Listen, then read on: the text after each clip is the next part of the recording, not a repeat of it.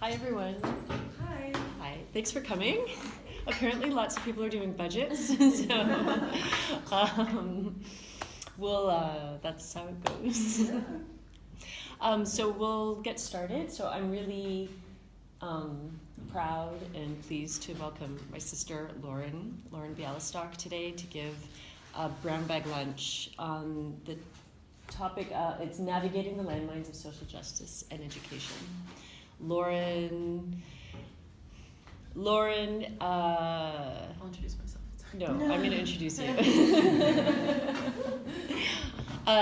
So she's my little sister, and she has always been super annoying because you've never had an intro like this before. Because she's so smart, and she's always been inquiring and asking questions and wanting to know why and how come, ever since she could speak, which was early and a long time ago. Now she's a professor at the University of Toronto. We did our PhDs together at U of T, and now Lauren works at U of T at OISE, which is the Ontario Institute for Studies in Education, which is where our mom got her PhD. So this is basically the family business. Or the University of Toronto is really nepotistic. Right. And at U of T, she's in the social justice education department, right?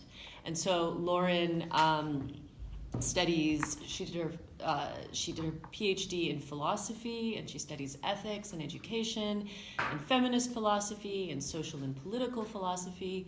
And she's written, I think, over 10 articles in academic journals, and she's written also in more mainstream media. She's been published in Huffington Post and other outlets as well. So she's done good. So today she'll talk to us about a little bit of the research that she's working on now. So thank you for coming. Thank you, Sam. That was a very unique introduction. Thank you so much for having me. It's really a pleasure to speak to all of you. Can everyone hear me okay back there? I'm not so far away. So I couldn't resist the pun. I'm going to be speaking to you about navigating the landmines, metaphorical, of social justice education. As Sandra mentioned, I work at the University of Toronto, and I'm going to be focusing in this talk on some examples drawn from the Ontario setting. Ontario is the province of which Toronto is the capital. It's the largest province of Canada. But I believe that with small tweaks, many of the examples, and certainly most of the conceptual points I'll be making, can definitely be extrapolated to a lot of other places, certainly liberal democracies in the Northwestern Hemisphere. So I gather that a lot of this will be, if not familiar, at least resonant with your experiences in Switzerland and in other places, because these are patterns that we see in a lot of similar states. So in talking about the landmines of social justice education, I'm going to be drawing on some philosophy, but I will render that in less academic language. I'm especially influenced by liberal thinking, and I come to a lot of these empirical and contemporary problems through a liberal lens, and try to use the varieties of liberal theory to make sense of and offer suggestions for moving through complicated political impasses.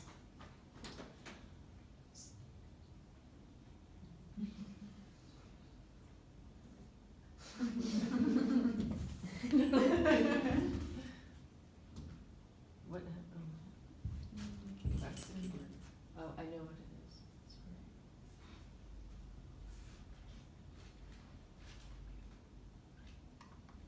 Okay, now try. Thank you. I think just going to where you can use that too. Okay, go ahead. So I was struck by this magazine cover about 5 years ago now, which was around the time that I started my research in the Department of Social Justice Education, excuse me, in the Faculty of Education. So Maclean's is a national magazine, probably the most widely distributed Canadian. Anyway, sorry. Probably the most widely distributed national Canadian magazine. It has a very general readership. It is known to have somewhat provocative feature articles. So in one such example, the headline here, as you can see, was "Stop Brainwashing Our Kids: How Educators Are Hijacking the Classroom to Push Their Own Political Agenda." And a small excerpt here reads, "Protesting oil pipelines, celebrating polygamy, is the new social justice agenda in class pushing politics at the expense of learning?" So this is obviously a somewhat provocative cover, but it does put its finger on some very trenchant arguments that are taking place in the country about what education is for, what's the relationship between politics and education, how much latitude should we afford teachers, or in some cases school boards or teacher education faculties. And a similar kind of chill on social justice education occurred a few years earlier in the United States, as I think is well evidenced by this excerpt. So Arthur Wise, who is the president of NCATE, the National Council for Accreditation of Teacher Education, as you can imagine, a very large and influential body in the United States, wrote said in a hearing, quote, "I have come to learn painfully over the last year that the term social justice education is susceptible to a variety of definitions. More recently, the phrase has acquired some new meanings evidently connected to a radical social agenda. So lest there be any misunderstanding, we've decided to remove this phrase totally from our vocabulary." Which is interesting. There was almost a simultaneous pushback against the tide in favor of social justice education over the last 10, 15 years. So teacher education faculties and educational researchers were normalizing and mainstreaming social justice education, and more of the bureaucratic and politically conservative and policy-making branches were simultaneously pushing back and retreating from the language of social justice education. So why is social justice so controversial? It sounds like a good thing. Who would say they want to renounce social justice education? That just doesn't make sense. So this is my interpretation of why it's controversial. So social justice is inherently controversial. It's oppositional.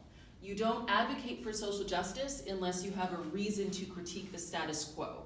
It is always reactive or critical of something that exists. Otherwise, we wouldn't talk about it. Now, much as elected government representatives and bureaucratic institutions may, on some level, agree with the critique of the status quo or be working simultaneously toward the same goals, they are usually responsible for the status quo, and in many cases they also like the status quo or want to pull it back in the other direction. So this puts them in a defensive position, understandably. And if you think about it, the kinds of slogans used to rally people around all kinds of social justice causes, you can insert your favorite cause here, runs along the lines of this oppositional attitude, such as, if you're not outraged, you're not paying attention, one of my favorites. In other words, the status quo is clearly not working, it's oppressive, it's hierarchical, it's regressive, therefore we need this social justice project of whatever type. And this, as I mentioned, has become very salient in educational contexts in the United States, especially where public education has, here I'll reveal my own biases, been decimated and rendered bureaucratic and divorced from the meaningful aims of education, and teachers themselves have been stripped of support and resources and put under incredible strain. So unsurprisingly, large groups of teachers and educational activists and researchers are jumping on a social justice education bandwagon, and you can now find groups like this, Teachers for Social Justice. But nobody wants to explicitly denounce social justice because that certainly looks bad. The president of NCATE, whom I quoted on the previous slide, would be an exception in publicly renouncing the language of social justice. And notice that he did so only with these very apologetic caveats about how it's been misinterpreted and aligned with a radical agenda. So the kind of garden variety social justice that all of us good people like is being misappropriated, because he would be on board with that. So even elected officials don't want to renounce social justice because that inherently makes them look callous. However, they're put in this defensive position because it's an oppositional kind of attitude. So there's been a lot of scholarship as well on social justice education. I'm not going to survey much of it here, but notably, even among politically aligned scholars, there's no consensus on what social justice means as it applies to education. What a socially just educational paradigm looks like, for instance, in terms of supporting teachers and abolishing high-stakes standardized testing and so forth, although those are frequent topics that are brought up, nor in terms of pedagogical paradigms, what it means to forward social justice in the classroom or make it an aim of one's teaching to bring social justice to your students. But here are a few examples just to give you a gist of where the research goes. So one definition is full and equal participation of all groups in a society that is mutually shaped to meet their needs. Kind of robust democracy. Another definition, more educational focused, is that it encourages students to take an active role in their own education and supports teachers in creating empowering, democratic, and critical educational environments.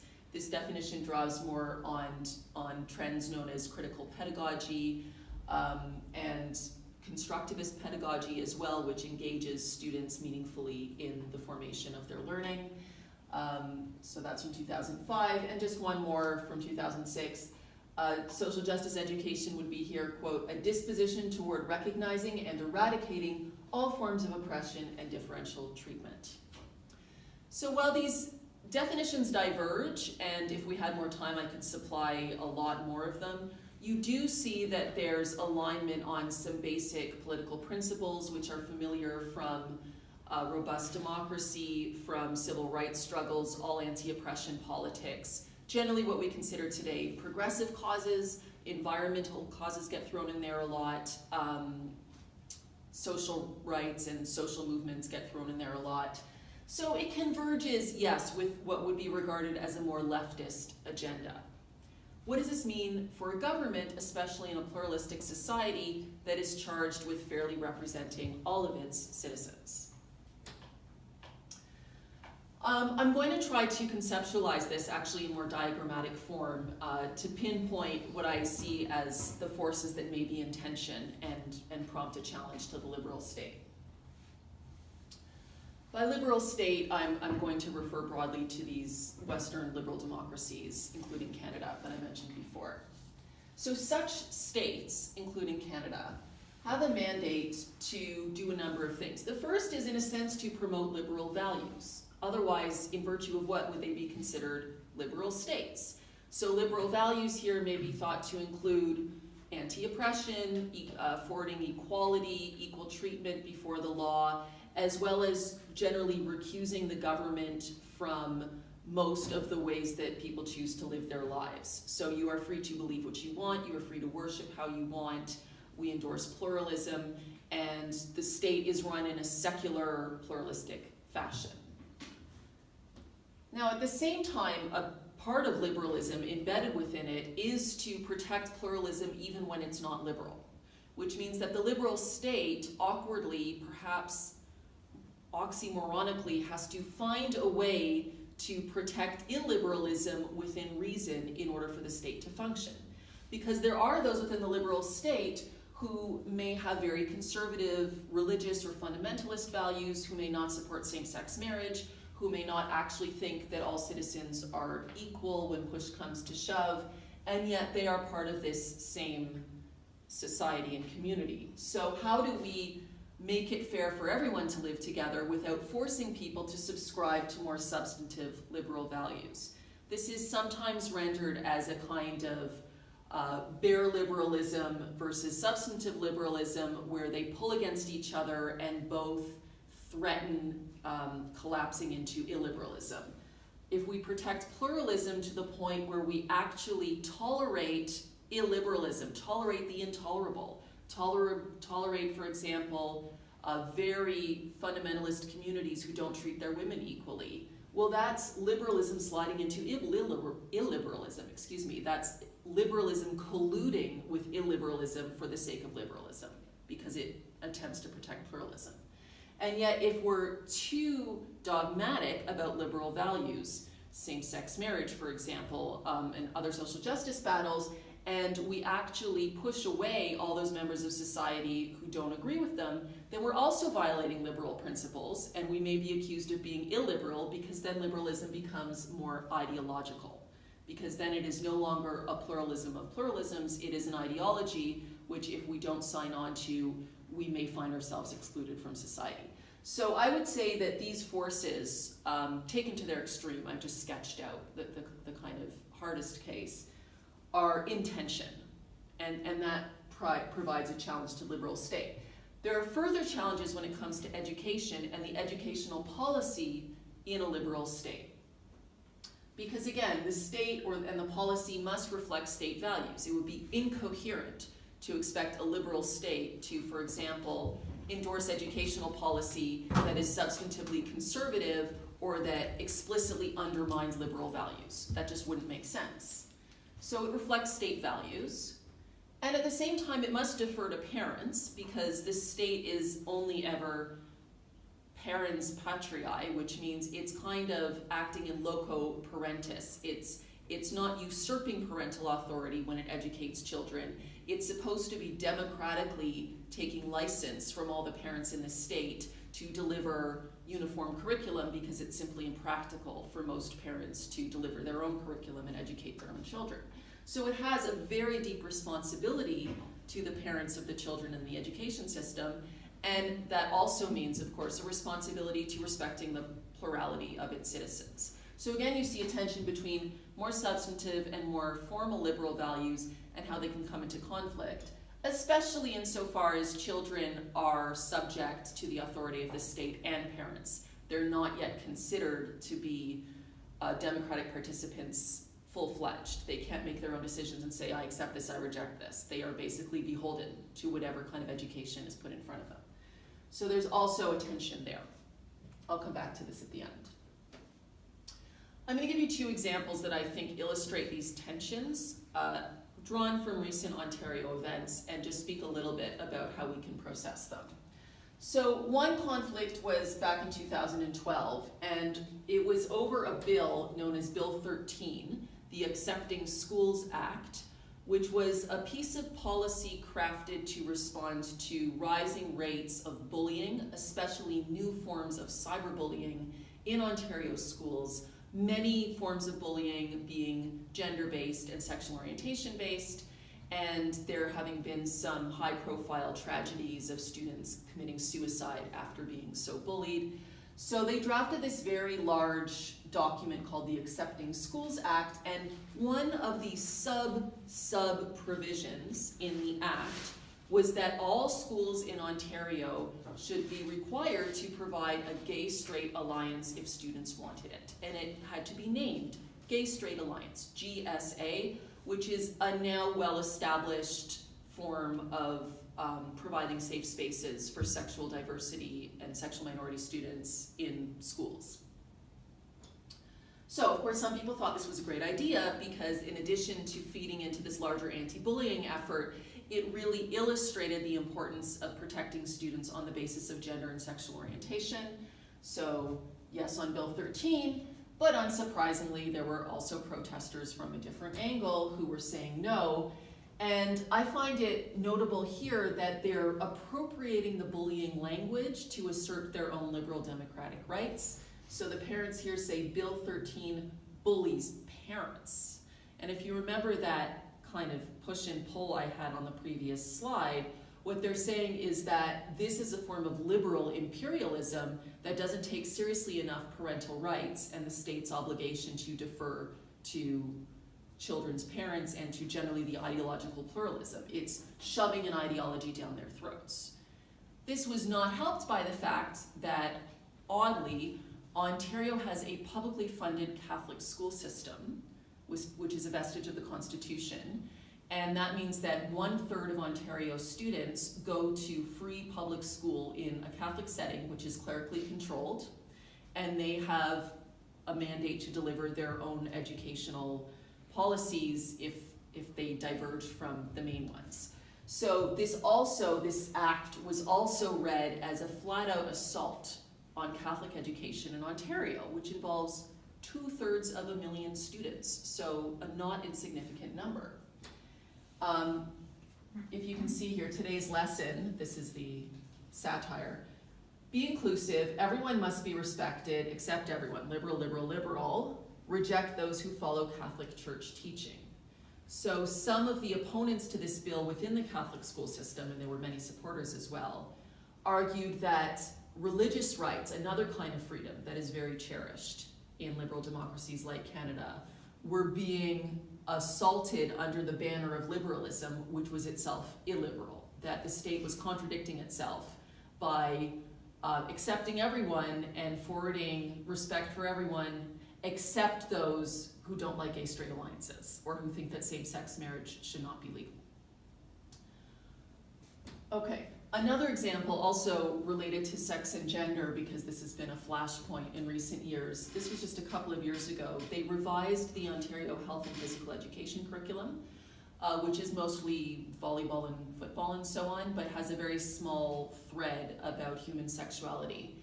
And so this was reductively referred to as sex ed, although there's no actual course where students learn sex ed. But sexuality education in Ontario became an enormous source of controversy over the last couple of years. So I'm going to show you some images from the protesters, because this was obviously widely covered in the media and it was very sensationalized and graphic. And I'll just make a few points about what we can discern from the opposition here. First of all, one of the accusations was that sex education, or rather what they perceived to be forwarding liberal values around sexuality, was supplanting the actual mandate of education. So we shouldn't be talking about masturbation, we should be teaching math. Footnote, masturbation appears once in the entire grades 1 to 12 document. It's an optional prompt, and all it says is that it's not physically harmful. But this was so threatening to some people with more conservative values around sexuality that they put it on a big banner. So, math, not masturbation. Another frequent point of dissent was over the updating of the curriculum's approach to gender diversity. So the previous health and physical education curriculum dated from 1998, and it was fairly consistent with best practices at the time. In 2015, of course, we've made some progress, and part of what the curriculum does is attempts to destigmatize sexual diversity and gender diversity, again prompting the ire of some people who believe that there are only two and precisely two sexes and that one's gender corresponds to one's birth sex. There were many children brought out to the protests. As you can see from the signs, the "My Child, My Choice" slogan was very powerful, again, like in the GSA debate, referring to parents' rights.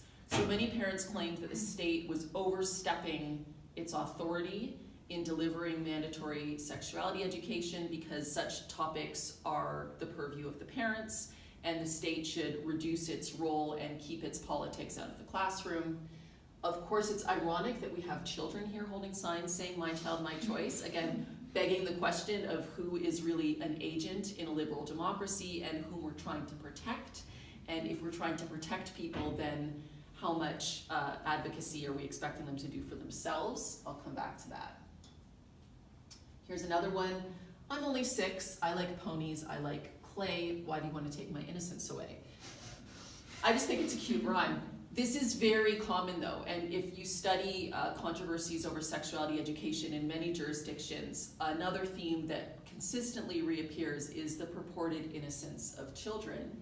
And this allows dissenters to position the state as, in a way, violating children with their radical liberal politics. So the age of the people involved in education policy brings additional political challenges to the fore, because we are no longer just dealing with independent adults who may happen to have divergent views about sexual mores or ideology. We're now dealing with who gets to tell what to our children. You'll also probably have noticed that, at least in these images, which were the ones that you would find if you did a Google search on the Ontario controversy, there's a vastly disproportionate number of non-white newcomer Canadians and especially Muslims in these images. So suffice to say that the debate over sexuality education also stoked enormous debates about Canadian nationality and belonging, and the question of the compatibility of so-called non-Western values with so-called Canadian values. And here's a nice call to arms.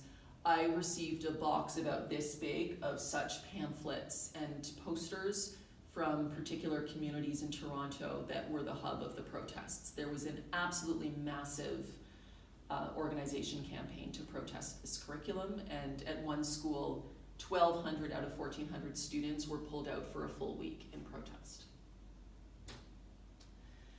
One of the things that we can see that arises from these kinds of debates over educational policy and social justice is that awkward alliances and unfortunate fissures arise. As I mentioned before, there was a lot of religious and ethnic stereotyping that took place, especially from the media's perspective, in the Ontario controversy over sexuality education. But we also see in these cases uneasy alliances between immigrant groups who are generally not so heartily welcomed by the more conservative white Canadians and the social conservatives. A political scientist who's done a lot of research on this in Toronto says that the large number of immigrants who arrive in Ontario each year have helped to reinforce the ranks of morally conservative Catholics and evangelicals. This is an awkward alliance because the conservative Catholics and evangelicals are generally not championing letting more and more non-white, non-Christian immigrants into Ontario.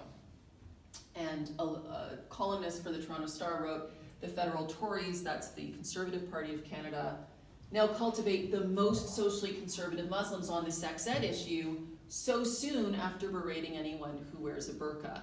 This is in reference to a simultaneous political scandal in 2015, where our then Prime Minister, Stephen Harper, was campaigning for re-election on a platform to ban the niqab, and the kind of inciting incident was that a newcomer Canadian wanted to take her citizenship oath wearing the niqab, and he famously rejoined in a tweet, "That's not the way we do things here."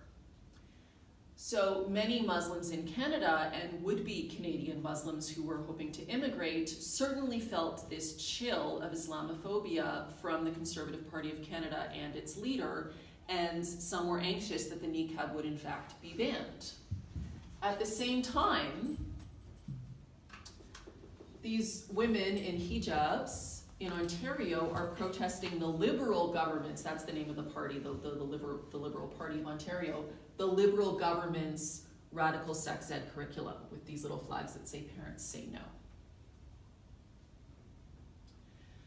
So this obviously prompts larger questions about the relationship between politics and public education. So I'm going to be wrapping up momentarily.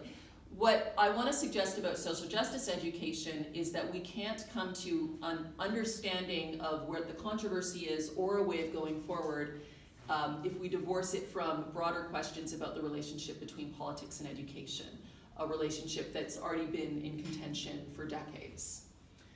There are many views on this, and again, many liberal views on this. There is no obvious or uniform view for even a liberal theorist to take on the question of the relationship between politics and education. Some will say that politics don't belong in education, that teachers and curriculums should be neutral. There is a strong current in liberal theory that advocates, as far as possible, political neutrality, because it's the neutrality of the state that would allow everyone to feel comfortable pursuing their own ideologies and living in conformity with what matters to them. So, by hypothesis, schools should also be neutral. We can't brainwash our children, as the magazine suggested. But other liberals say everything is political, and not liberals as well. There's no such thing as neutrality. No curriculum is neutral. Look at what we decide to put on the curriculum. Look at how the teachers are trained. Look at who we select to be teachers. Look at how the schools are set up. It's all political. So let's get down to business and figure out which political views belong there and which ones don't. Some say, well, all points of view should be included. You can't, if you're going to talk about same-sex marriage, you also have to talk about religious opposition to same-sex marriage. If you're going to talk about the environment, you also have to talk about, maybe climate change is a hoax by the Chinese. Not many people in Canada say that, but just to sharpen the point. And of course, some people say, no, we can't give equal credence to those views. Those are illiberal and in some cases perhaps unscientific, flat out incorrect views. We can't give equal credence to them. We can say you believe what you want at home, you talk about what you want with your parents, but only liberal views belong in the classroom. But then remember, we're back in this quandary of figuring out what is liberal and which type of liberal. How much can we push substantive values, knowing that some parents will protest and that the state is only acting as it were in the place of parents. So the state has to respect its boundaries. Here's another example. This was mentioned in the Maclean's article and again sharpens this question of where do politics belong in education. Some teachers, it appears, brought their primary school students, maybe grade 1 or so, to a protest against circuses, drawing attention to the torture of baby elephants and their moms. Many people could object to this on many grounds. It's a fairly extreme example of why we don't want political activism to be wedded with education. And of course, this would be the most ultra kind of liberal hippie example of how politics works its way into education. But we have to be careful because, for example, some people who may find this inappropriate may not find this inappropriate. And even if this is not done through the school system, certainly in large parts of the United States, through church groups, informal communities, and homeschooling, thousands of children are rendered political activists against abortion, for example, among other causes. And that kind of political activism is seen as a fair part of upbringing of children and inculcating them into one's own culture. So we have to be very principled here. If we're going to say that some political causes are allowed in the classroom, we have to be clear about why those ones and not other ones. And if we're going to say that parents can do some things with their children, then we have to be very clear about whether the state, via the arm of public education, can also do that with their children. So I'm going to propose here what I think some form of justification for social justice education would look like, how we diffuse some of the worries of the skeptics while still adhering to a fairly progressive agenda, as I believe we should. And I'm going to suggest that we need to try to balance out these tensions as much as possible. On the one hand, the tension between promoting liberal values, shoving liberalism down people's throats, and protecting pluralism, which means deferring to the diversity of views in our society, and especially of parents. And again, this other kind of balancing act of creating educational policy and practice that does reflect state values. So same-sex marriage has been legal in Canada for 12 years. The education system should reflect that, but at the same time, allowing room for children to form their own beliefs and deferring to parents on cases where there's really a profound opposition. And I've got just suggested guidelines here. This has been published. It's not as though it's going to revise all educational policy, but I think that coming from a theoretical perspective, we can start to zoom in on the kinds of principles that we would need to adhere to be able to justify controversial policy. So first, I think that when politics come up in education, whether through curriculum or through the teacher's own initiative, they should be consistent with the law in a liberal jurisdiction, bearing in mind that the law is sometimes inconsistent. So there has to be at least some support for what's being said. And that could be whether the law is being observed by the government or not. So I actually think a lot of social justice is calling to task the government or other agents for the failure to embody the ideals that are in fact entrenched in law or other documents. So complaining about the discrepancy between what we aspire to and what we actually do.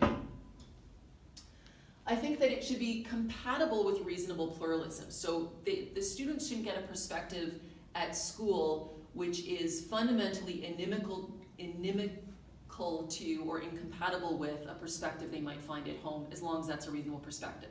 So I think denying climate change is not on, because that's not a reasonable perspective, but it could be very fruitful to have a classroom discussion about where the denial comes from, what kinds of evidence people appeal to and how to mediate that. But I wouldn't want a teacher to say, well, I believe in climate change, but if your parents say it doesn't exist, that's fine.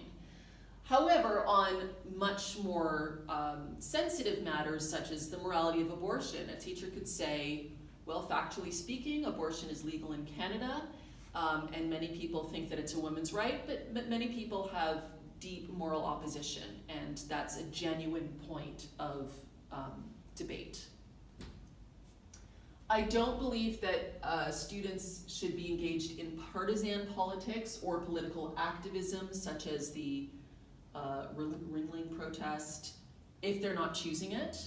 But that's because it's partisan and because it's activist. I think there are many valuable ways for politics to be brought into the classroom where students can engage and practice being democratically involved citizens without them being forced to take party stances. So for example, a teacher could say, we're gonna study a certain issue, and then I want you to write a letter to a representative or someone in government, and it could be any representative and you can take any stance you want, but we will thereby be practicing democratic skills. So that feeds into my next criterion, which is that it can't just be superfluous, gratuitous political agitation. It can't be a teacher going on a rant. It has to be connected to the students developing the skills, such as critical thinking and knowledge of how their democracy works, to actually translate that into their own political agenda. It should respect students' freedom to abstain from activities, especially if the students come to school with their own pre-existing commitments, such as it is against my religion to play music, or it is against my ideology to do such and such. That has to be respected insofar as they are already agents. And finally, as I hinted at before, I think that politics are everywhere. I'm not of the view that it's possible to create a neutral classroom. But insofar as we're always dealing with non-neutrality, we have to give appropriate credence to the fact that some topics are just far more controversial than others, and we have to do this in an age-appropriate way.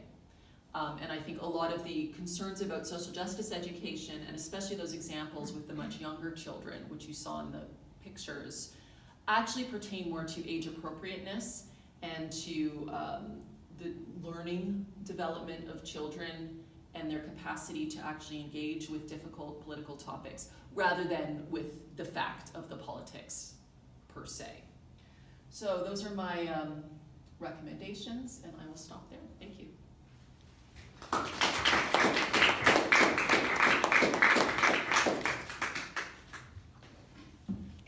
Thank you. Thanks very much. We have some time for questions and discussion. If anybody...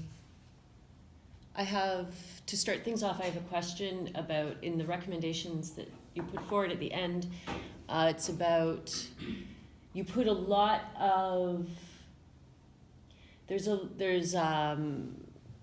you're asking for teachers to do a lot of judgment, make a lot of judgment calls in the, for instance, in that difference between the asking how they're presenting material about climate change, for instance, and then engaging in discussion around opposition to climate change versus abortion, which is something that one can have different beliefs on because it's a more politically charged.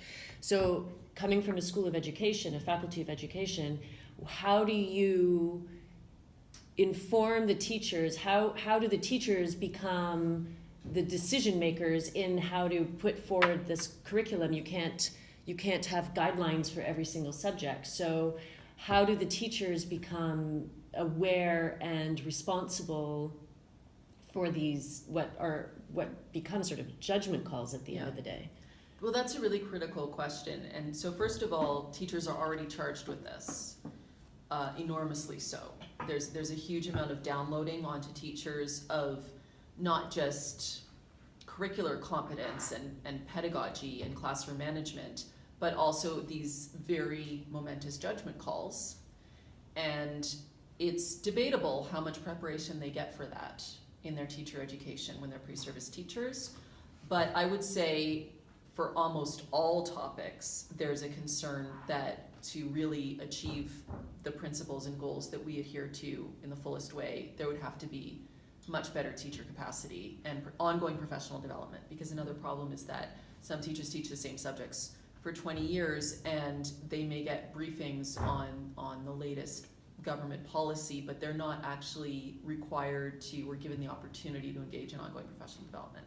So we already charge teachers with this really momentous task, and I actually think that the more we can come to principles for managing conflict and politics, rather than feeding them specific prompts or giving them standardized tests, the more equipped they'll be able to manage that. And it's also very local. Another inherent problem in educational policy, like many policies, is that policies are centralized, and especially in Ontario, which has 13 million people and is enormous geographically, so much varies at the local level. So I've found that even with this sexuality education as part of the health curriculum, there's a document, but what you actually get in a classroom can vary wildly, depending on where you are, who your teacher is, what community you're in, and even in the Catholic school system, there's a lot of variety. So that's just the nature of the beast.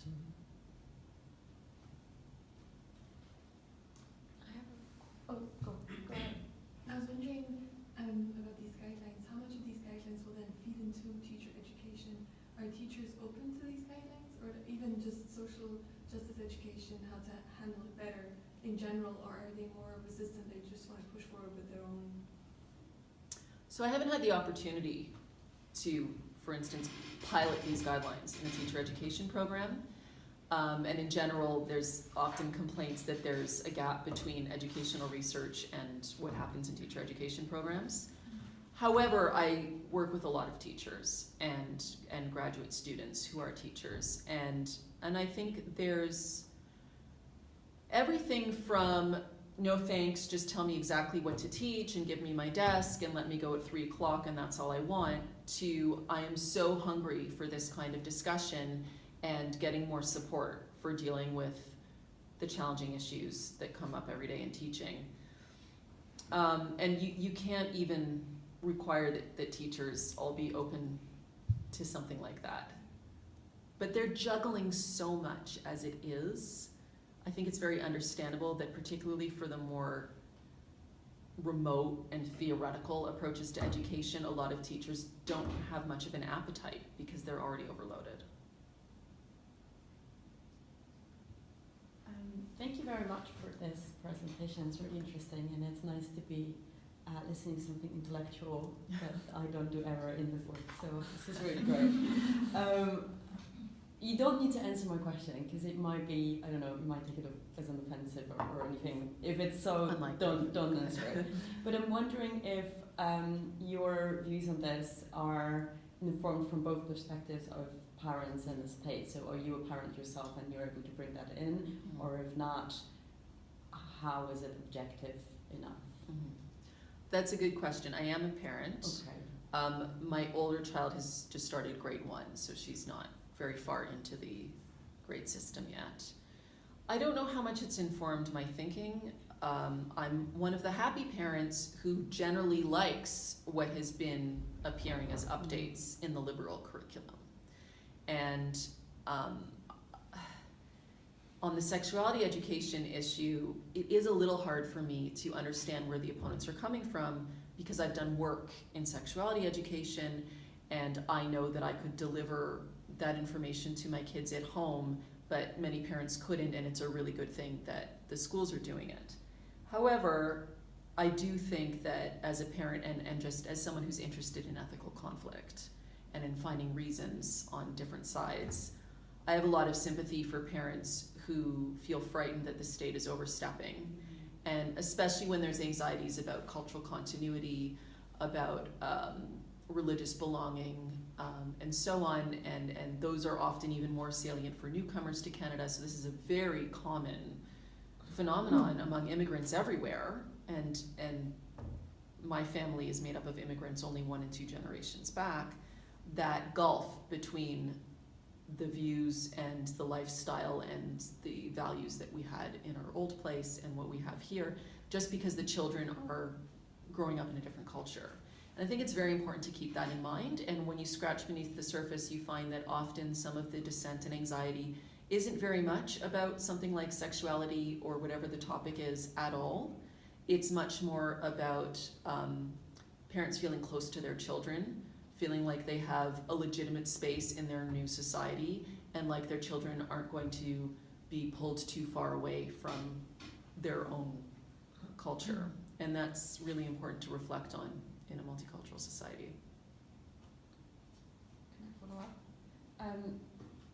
So I'm thinking that maybe oftentimes when parents think that the state is overstepping and it's their role, and maybe not down to they don't want to talk about, let's say, sexual education, but they want to do it themselves. Mm-hmm. And then, you know, a kid comes back from school and he's asking a question, he or she, and they thinking, oh, it's been taken away from me because I wanted Yes. to prepare that kid for it, and now it's done.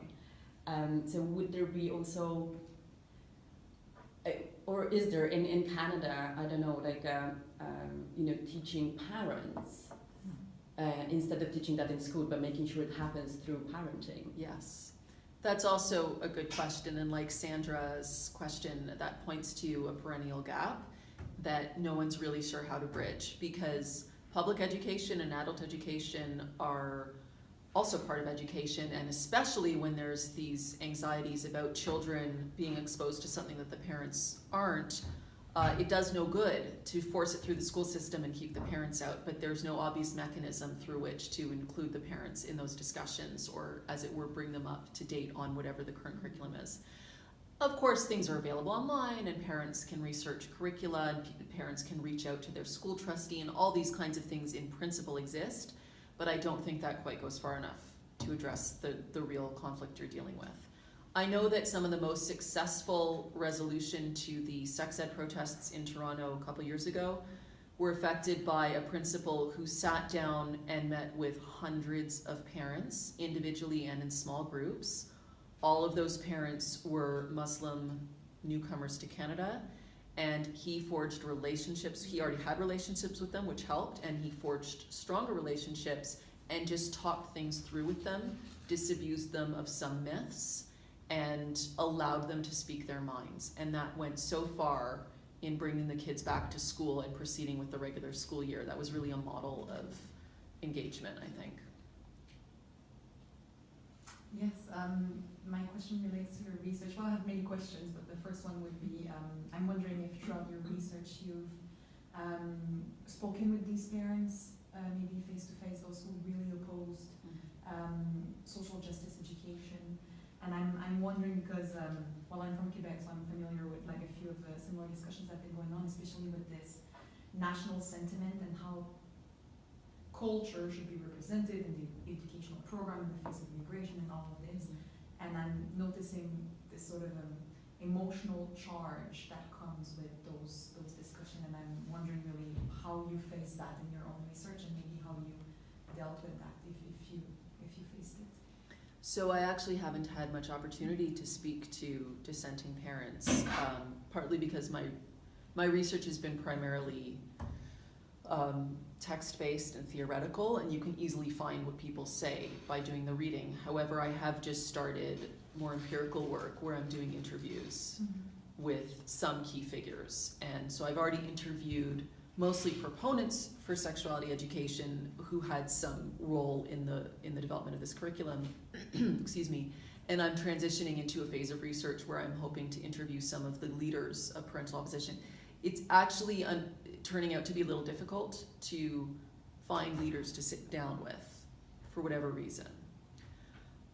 And that's just on the sexuality issue. As for generally more conservative parents of any stripe who were opposed to liberalizing school curricula, I'm not seeking to interview them specifically, but I think you do know these people because they're your friends and neighbors and colleagues and so on, and you just may not engage in those conversations all the time.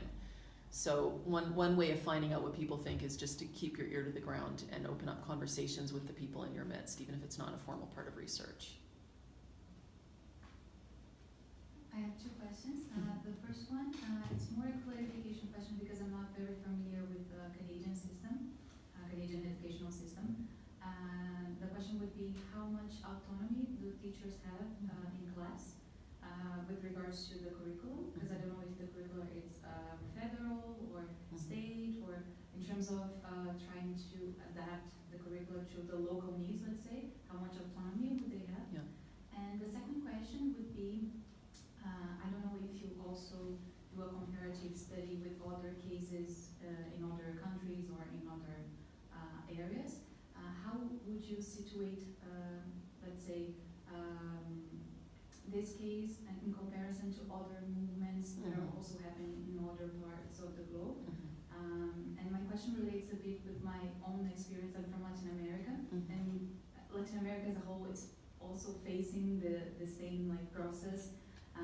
In my country, for example, in Brazil, we had discussions about how to have the school without a party, because there's all this argument from the conservative groups who say that the teachers are trying to influence the students with the leftist agenda and Right. try to turn them all into communists, Right.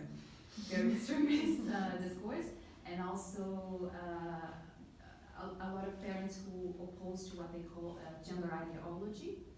So how would you see this also other experiences Yeah. from other Yeah. places? Okay, good question. So your first question, I think the amount of autonomy varies location to location, but also subject to subject, and depending on the age of the students. But the overwhelming sense that I get from teachers in Ontario today is that they don't have enough autonomy. They are overloaded with teaching expectations and with bureaucratic obligations, and they don't have enough time, and they don't have enough support. So, and this is echoed, at least in my research, pretty much everywhere. It's a very pervasive feeling in the United States, where teachers are paid even less, have even less prestige, have even less organizing power, and the neoliberal tide in educational policy is just making teachers' jobs more and more difficult. So say most teachers. So autonomy is always an issue. But I've also spoken to teachers who, depending on the school they're in and their subject, feel they have quite a lot of latitude. Where does Ontario sit relative to other places?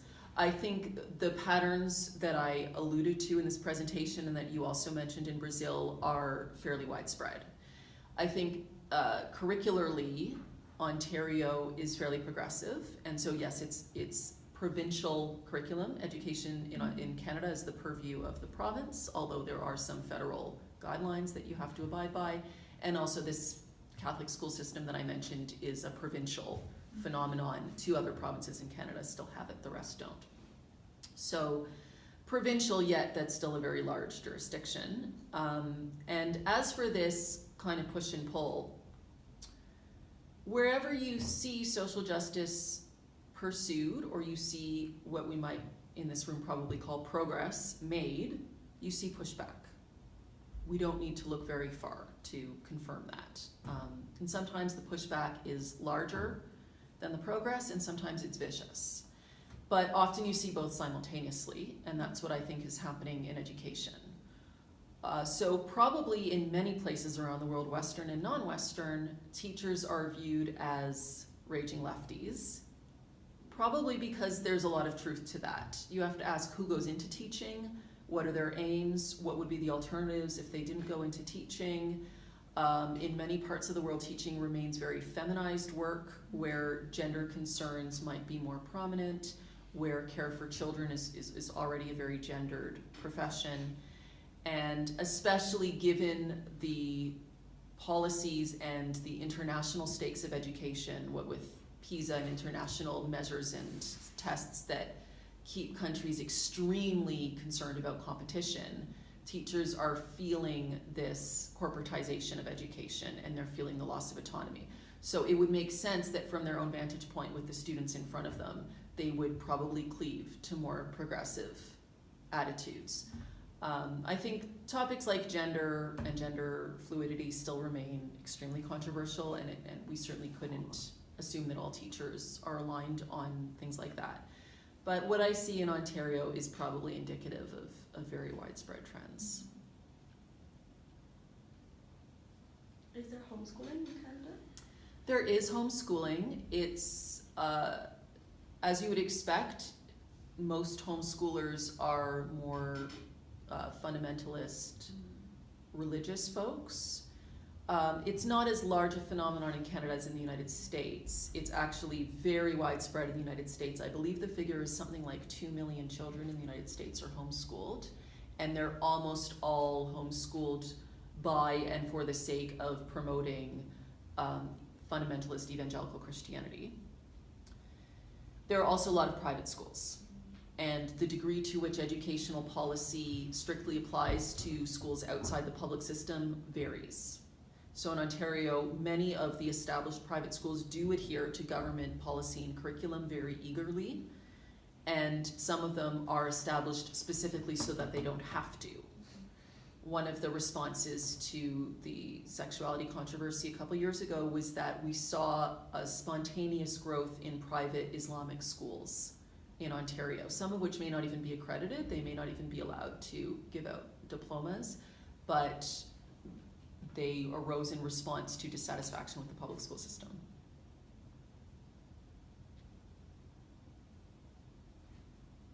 We're probably out of time. And I think, yeah, that's Thank you so much. Thank you. Thank you.